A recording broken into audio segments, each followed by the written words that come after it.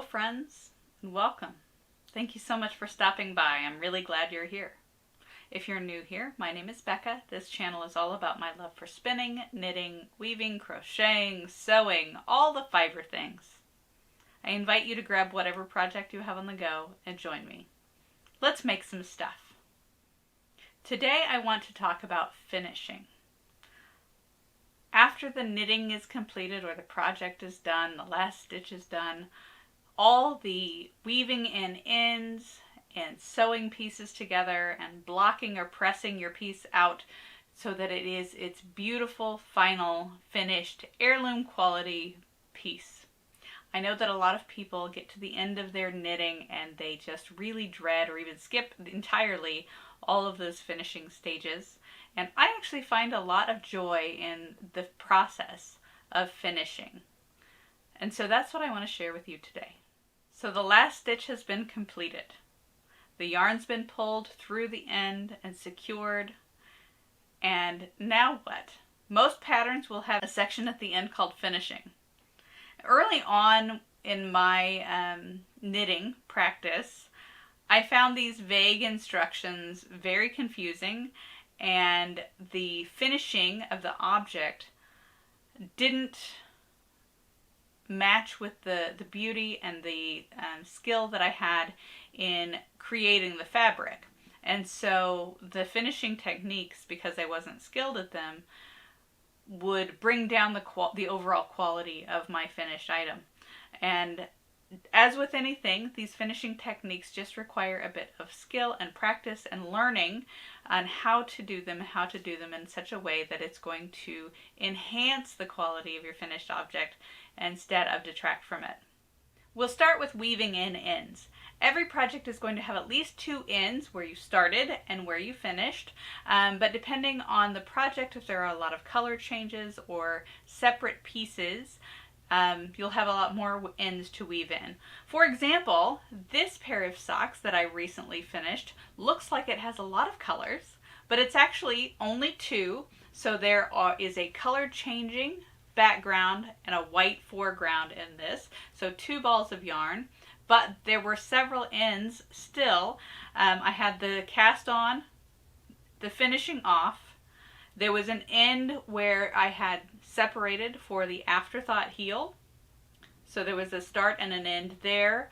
There was a start and an end where I picked up for the heel as well. And so several ends that I had to weave in. For weaving in ends, some people will weave ends in as they go.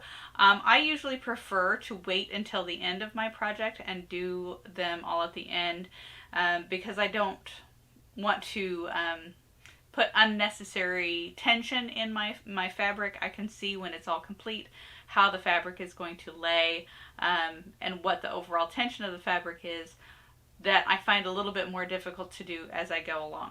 One thing I do with wool yarn especially is if I have multiple balls of yarn so it's a large project and I have to end one ball and start another, I will actually splice the two ends together and continue knitting rather than having a separate end with just a ball change.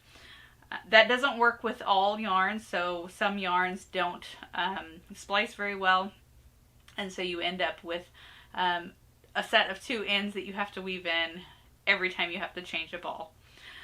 So let's take a look at the inside of this. I have finished this sock and its pair.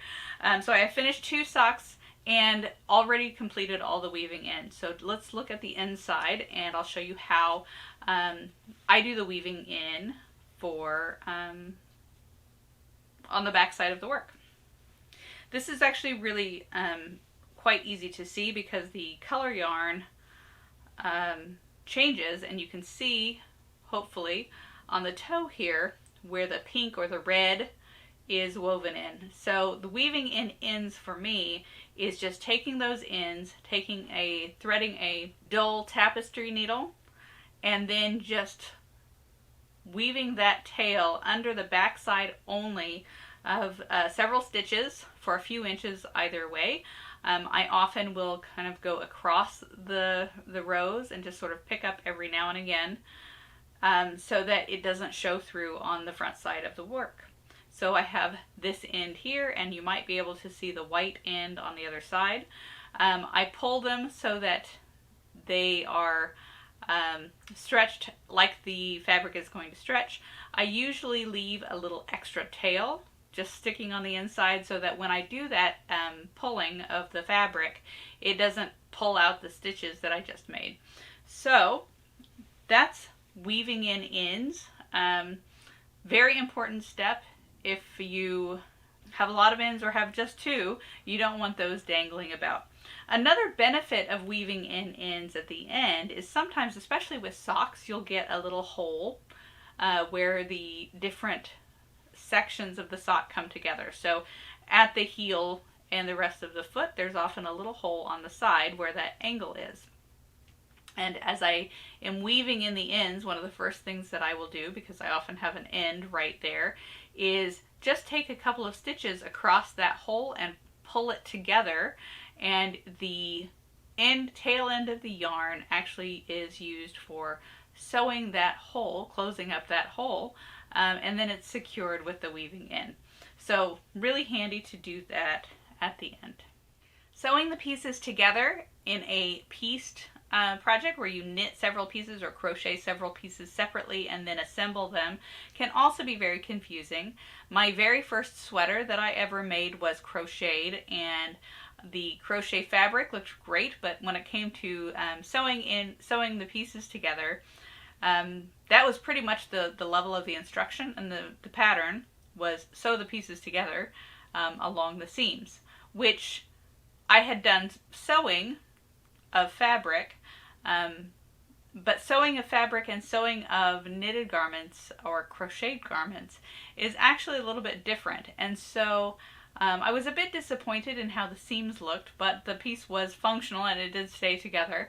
I've since learned that having a selvage stitch along either side makes it easier to find those stitches where they need to be matched up. I will pin my pieces together along the seams that I'm intending to sew equally so that I get the stitches evenly spaced. The big difference between sewing a seam in sewing fabric and sewing a seam in a knitted garment or crocheted garment is that if you are stitching a seam on fabric, you want the right sides of the fabric or the outside of the fabric to be matched up, so when that fabric is opened up at the seam, the raw edges or the edges of the fabric are on the inside of the garment, so not poking through. To get those edges on the inside of the garment with a knitted or crocheted garment, you hold them wrong sides together or insides together so that the raw edge of your knitting or the edge of your knitting is exposed, and as you pick up one stitch on either side, that will pull to the inside and sort of roll to the inside, making that lovely clean seam. So it's really satisfying I find it very satisfying to sew seams together on a knitted garment.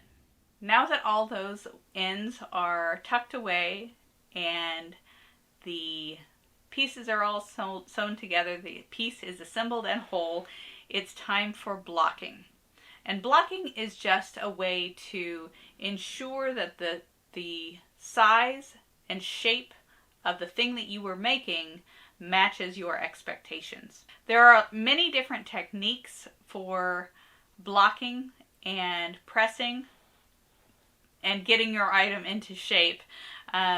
They vary quite a lot. Some of them have devices and other assistance to help you, but they most often will involve some sort of moisture and some sort of heat.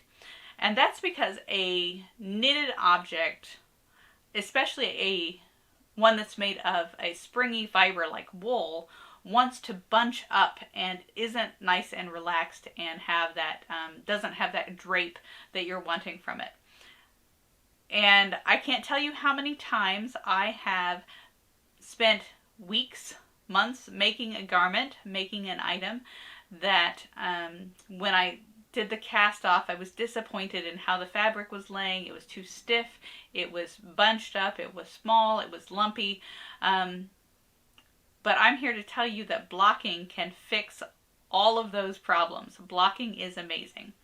So with that, I want to share with you the process of wet blocking, which is exactly what it sounds like. You wet the garment entirely, and then you wring it between so gently wet it, so not a lot of agitation. Gently wring it between some towels to get out the excess moisture, and then you stretch it and pin it to place in a blocking board or some other device. I have just finished this shawl. I need to weave in my ends, as you see, but I've just finished this shawl. This is a hand-spun 2-ply yarn that is very fine. This is Malabrigo merino wool, and it didn't take me very much yarn at all to make this. I ended up with, after the spinning, 4 of these skeins, and I used nearly 1 complete skein. So I have a lot of this yarn left. There will be another lace weight project coming up at some point with this yarn. So this is the yarn. It's a 2-ply wool, lace weight, hand spun.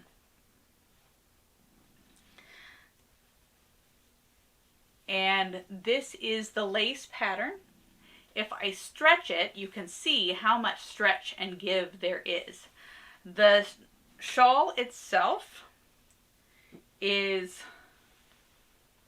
just a triangle, and it seems a bit small at this point. It has not yet been blocked. The edge is very curly, especially on the top edge.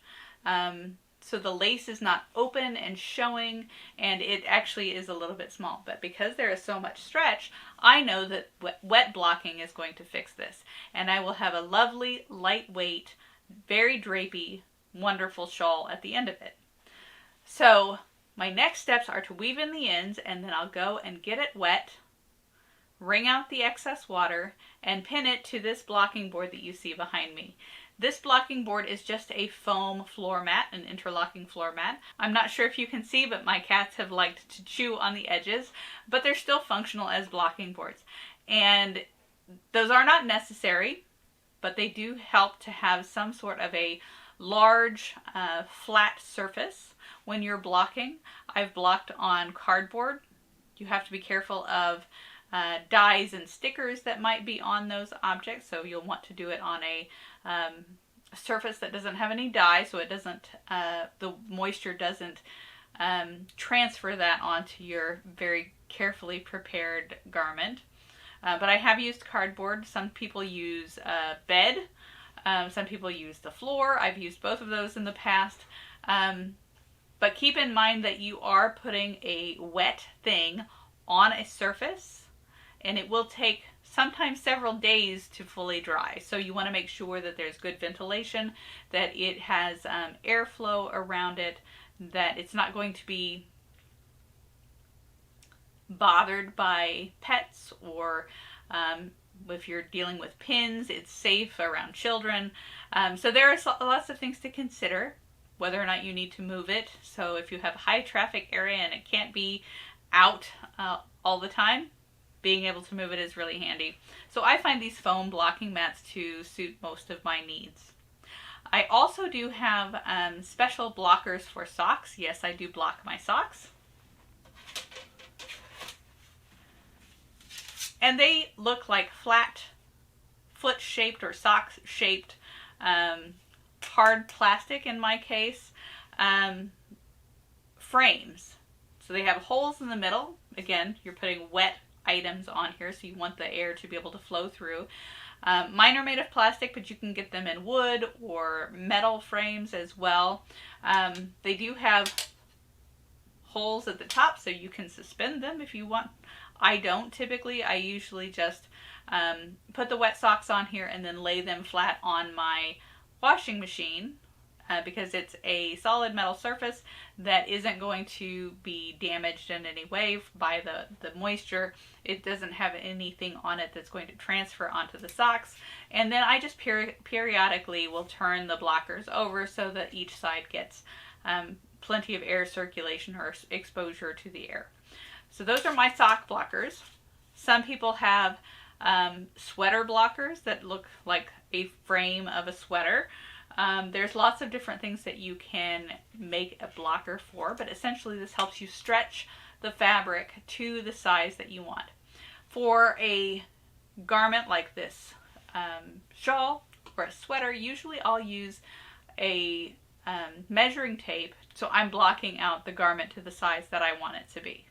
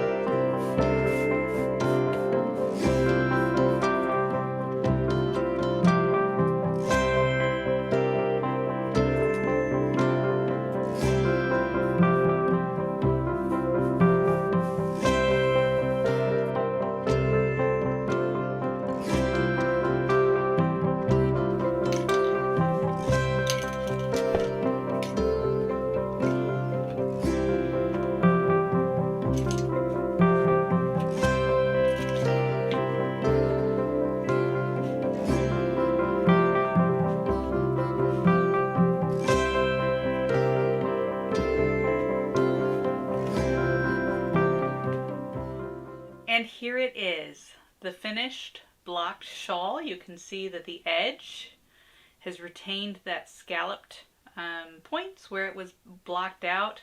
The lace is now nice and stretched. The drape is really beautiful, and it's no longer too small. Perfect. That's the end of this video. Thank you so much for spending some of your creative time with me. I hope to see you in the next one. Bye.